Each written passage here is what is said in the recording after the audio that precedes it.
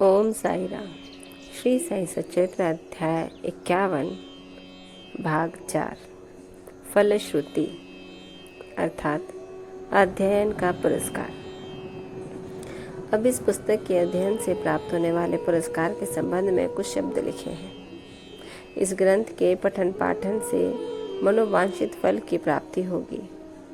पवित्र गोदावरी नदी में स्नान कर शिरडी के समाधि मंदिर में श्री साईं बाबा की समाधि के दर्शन कर लेने के पश्चात इस ग्रंथ का पठन पाठन या श्रवण प्रारंभ करोगे तो तुम्हारी त्रिविध संकट भी दूर हो जाएंगे।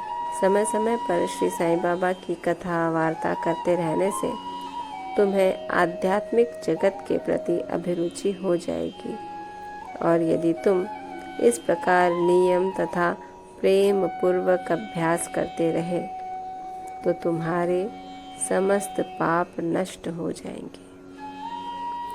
यदि सचमुच ही तुम आवागमन से मुक्ति चाहते हो तो तुम्हें साईं कथाओं का नित्य पठन पाठन, स्मरण, श्रवण और उनके चरणों में प्रगाढ़ प्रीति रखनी चाहिए।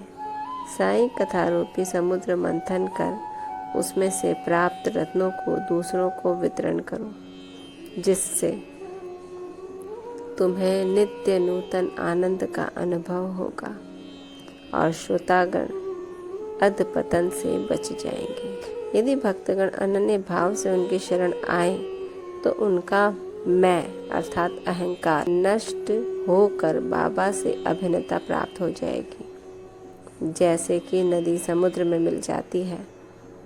यदि तुम 3 अवस्थाओं अर्थात जागृति, स्वप्न और निद्रा में से किसी एक में भी साईं चिंतन में लीन हो जाओ तो तुम्हारे सांसारिक चक्र से छुटकारा हो जाएगा।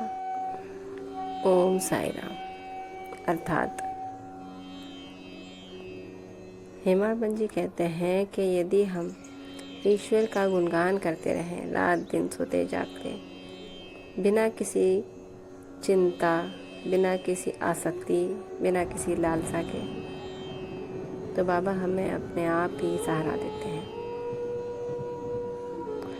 तथा किसी भी अवस्था, चाहे जो सोते जागते या स्वप्न देखते में भी अगर हम बाबा का सानिध्य पाएं या उनका भजन कीर्तन उनके साथ रहें, हमेशा उनका चिंतन करते रहें, तो वो हमें इस सांसारिक चक्र से छुटकारा दे देते हैं तथा हमारे अंदर किसी प्रकार की भावना ही नहीं रहती। ना हमें सुख इतना अच्छा लगता है और ना ही दुख हमें अधिक दुख देता है,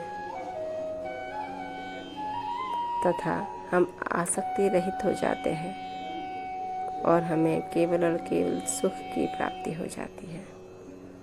इसी के साथ ये यहीं समाप्त होता है। ओम साई राम। बाबा आप सब पर कृपा रखें, आपको आशीर्वाद दें और कष्टों से दूर रखें। ओम साई राम।